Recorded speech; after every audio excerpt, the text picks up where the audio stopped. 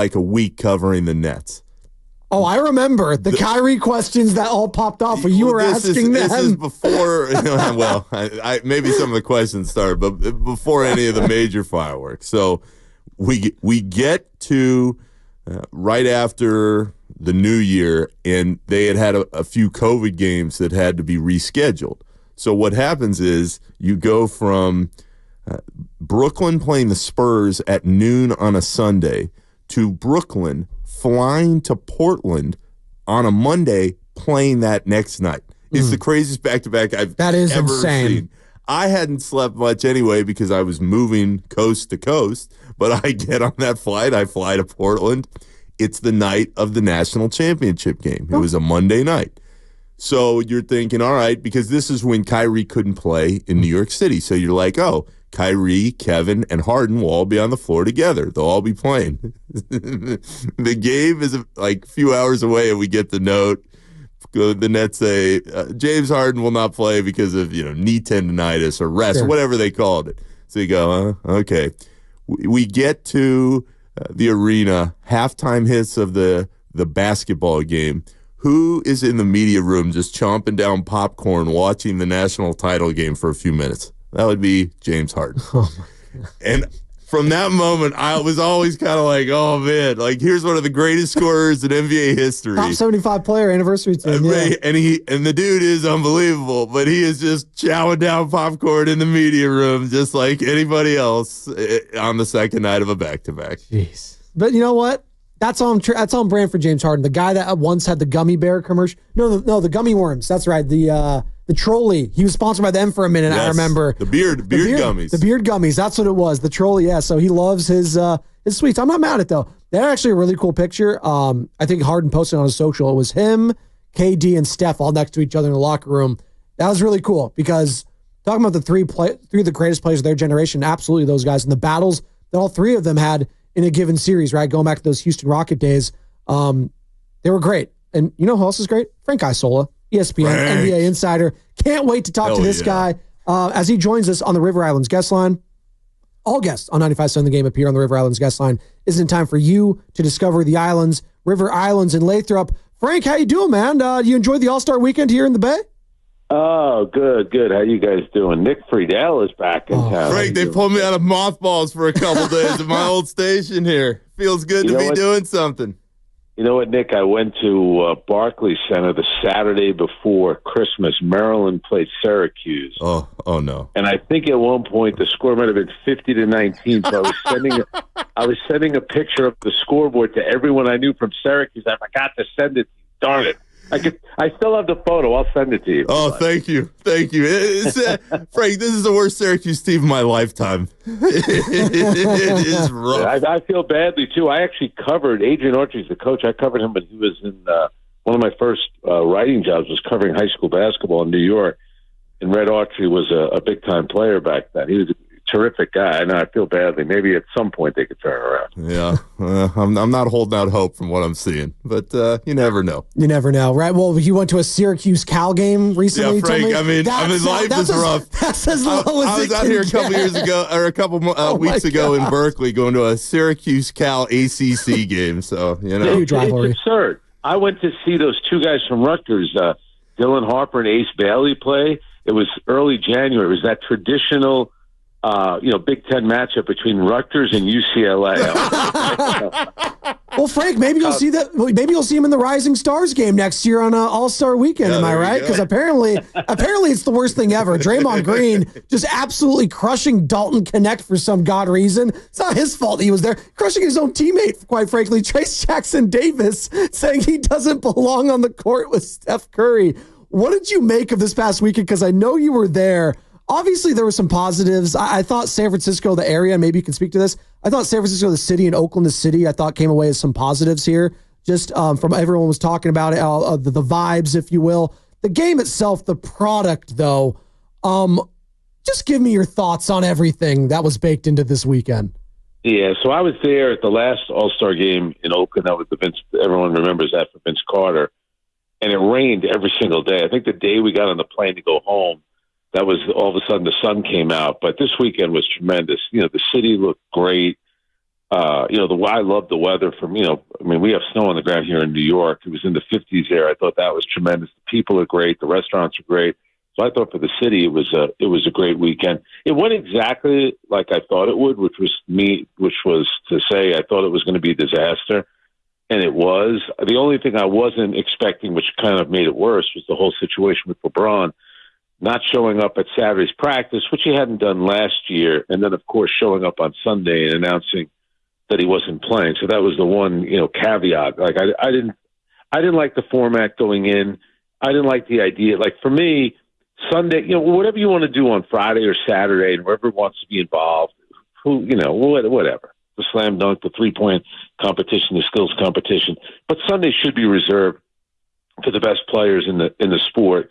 And to have I wanted the G League team to win the day before. I wanted the G League players to be there on Sunday just to prove how absurd the whole thing was. So that I didn't like that. What I do find interesting is that Draymond is right about that. But of all people to be criticizing Adam Silver, it's like the league turned a blind eye when he assaulted Jordan Poole, for crying out loud. I mean, the guy could have been arrested. Charges could have been filed. They kind of turned a blind eye to that. They kind of turned a blind eye to even the use of Nurkic thing. And how does Draymond pay them back? By telling Adam Silver that his weekend was a disaster. Frank, you live this every day with Scal on Sirius XM, and you've covered the league for decades. What do you think the fix is for All-Star Weekend if we all agree that All-Star Weekend isn't going anywhere? Yeah, I think the biggest thing, I don't think it's about gimmicks. I just think it's about getting the players to try. And I've been saying all along, just go back to the old format, East versus West, but expand the rosters to 15. So if you expand the rosters to 15 and the coach, when he meets with the players on Saturday, assuming all the players show up on Saturday, that would be another thing too. If you can't make the practice on Saturday, don't even show up then. We'll just pick someone else to play in the game. But have the coach go to all the players, especially the guys that are starting. How many minutes do you want to play, and how many minutes can you give a realistic effort? I don't say you have to treat it like it's Game 7 of the NBA Finals, but you need a better effort. So the younger guys, like, for example, Cade Cunningham, Jalen Brunson, I'm sure they'd be fine playing 25 minutes. And if Nikola Jokic only wants to play 5 minutes and he's going to play hard for 5, so be it. LeBron wants to play 1 quarter and play hard for 1 quarter, that's fine. Think about it for the baseball All-Star game. You'll go to a game and maybe Shohei Ohtani only gets 1 at bat. Maybe Aaron Judge only gets 1 at bat. So to me, it's just like getting everyone out there, having them play hard for as long as they want to play. And guess what? Leave it up to Nikola Jokic and LeBron, and I'm just using them as an example, to tell their fans back in Denver, oh, yeah, I told the coach I only wanted to play 5 or 8 minutes. That's the gimmick. The gimmick is the players have to try hard and just expand the rosters to 15.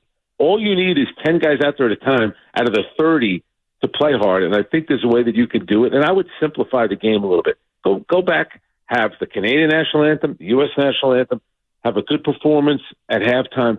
The problem is, and we all love TNT, and we love their post-game show that they do on Thursday, TNT made Sunday all about themselves. It's Team Chuck, it's Team Kenny, it's Team Shaq, and they're honoring themselves. They bring Kevin Hart out there. I knew that was going to be a disaster. Can we please make it about the guys on the court? Kevin Hart got more time than Jalen Brunson got, and he got voted on when he got the fan media player vote to start. He only played 8 minutes. Kevin Hart was on your TV the entire time. Well, Frank, and we're talking to ESPN NBA insider Frank Isola, and they did like a eulogy for Inside the NBA. It's not going anywhere. It's just leaving TNT. The whole thing was so odd to me. I totally agree. And Carter, our producer here, he was there, and he kept texting us throughout it because he was in person, obviously, as you were. It's like, is this translating to television as bad as it is in person? It's even worse. I mean, the thing we came away from, like, the main overarching theme was a kid winning $100,000. Mr. Beast, a YouTuber, was involved in that. No one else was. It was Dame Lillard and him. That was the coolest thing that happened. It was just so slow and drawn out. I agree with you. Go back to the game.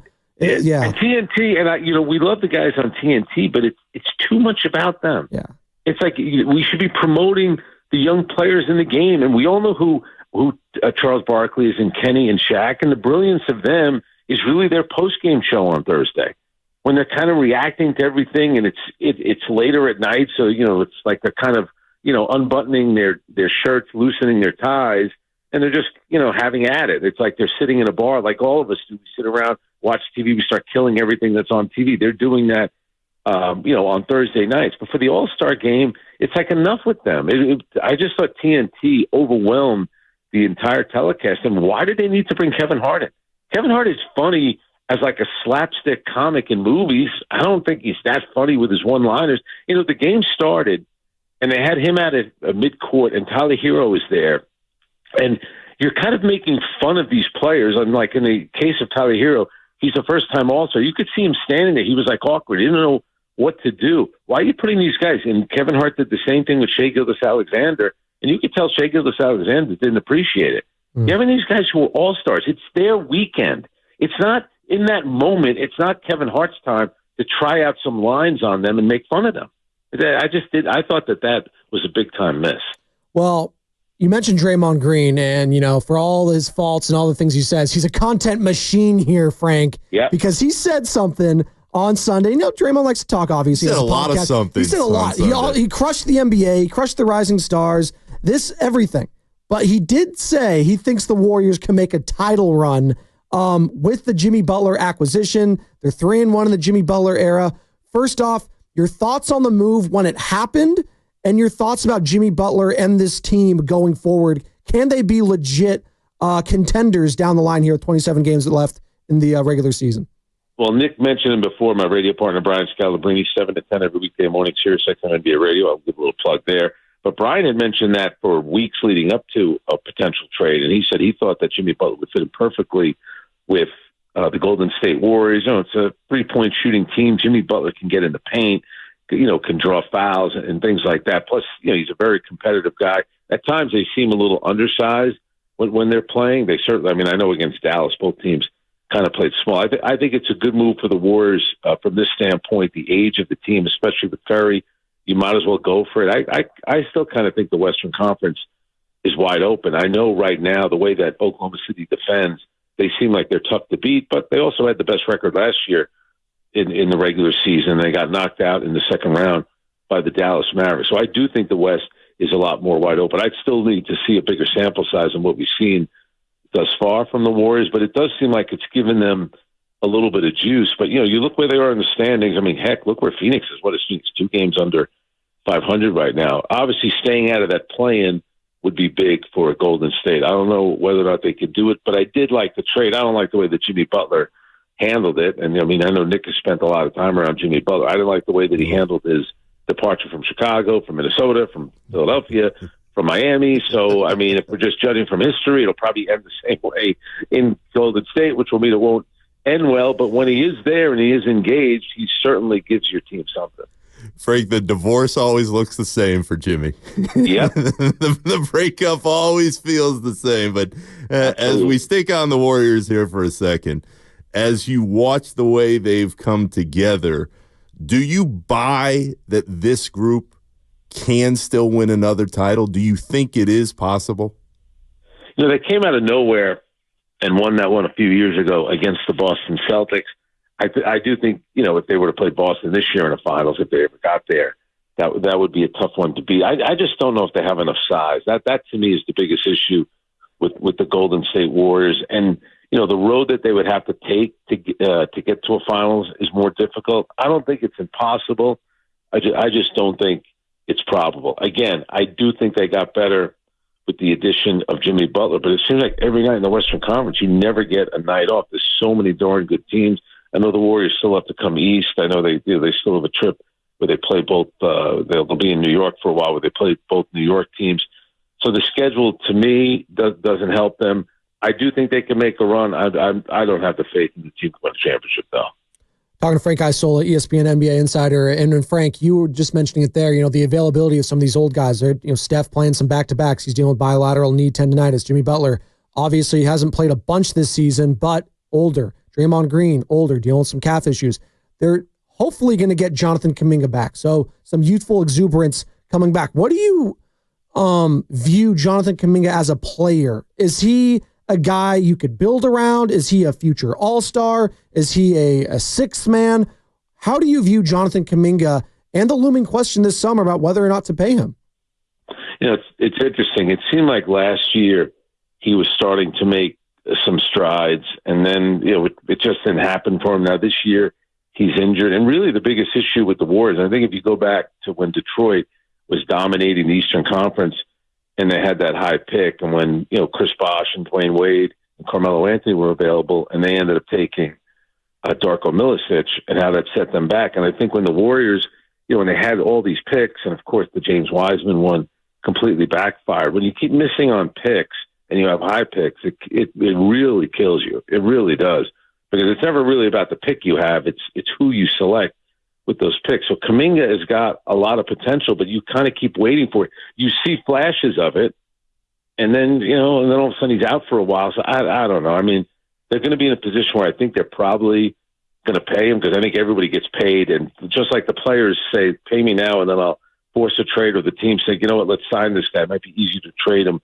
if he's under contract. So for me, he still has a long way to go until I have faith that he could be a guy that you could build a team around. I'm not so sure about that yet. Frank, Steph is Steph. He's one of the most beloved players in the league by other players who go against him every night. But as you watch him this year, at 37, do you think he is still striking fear in the hearts of his opponents the way he did a few years ago? I think he is, because if a game is close in the fourth quarter, he's still a guy that if he gets on a roll, within 5 minutes, he can completely change the game. He certainly did it at the Olympics, in the gold medal game against France. He did it against Serbia as well. The difference is, the supporting cast may not be as good. I look at, LeBron in a lot of ways is the same way. It's, as these guys are getting older in age, you want someone else to maybe carry the load on certain nights, and it doesn't happen often enough for a team like the Warriors. But Steph Curry, if you're going to ask coaches around the league when they're playing the Warriors, they're going to be worried about Steph Curry. It's just he's still that good, and he's going to give you incredible effort, and you're 100% right about him being beloved. I mean, what a great ambassador he's been for everything. The city, the Bay Area, the Warriors, the NBA. He's impossible not to like, and he's to me, he's everything that's right about the NBA, just the way that he handles it. And I'm sure not every day is great for Steph Curry, but whenever Raymond Ritter, the PR guy, asks him to do an interview, there's Steph out there, and he's just saying and doing all the right things. It's just amazing, and it's you wish some of the other players would look at it. Everyone's always so much worried about branding. Like Steph Curry's brand is that he's just a good guy, and I think that resonates with the public more than anything. Hey, Frank, man, we appreciate the time. Obviously, people think this is a dead period, but we got a huge second half of the season in Golden State here. So appreciate the time as always, and we'll catch up soon. Thanks, Frank. Good talking to you guys. And Nick, I'm going to send you that photo of the scoreboard. You're going to like it. I can't wait, Frank, and I can't wait to see the other 10 that come up in the next month before they don't make the tournament. I'll see you guys. All right, thanks, Frank. That's Frank Isola, ESPN NBA insider. See him on PTI.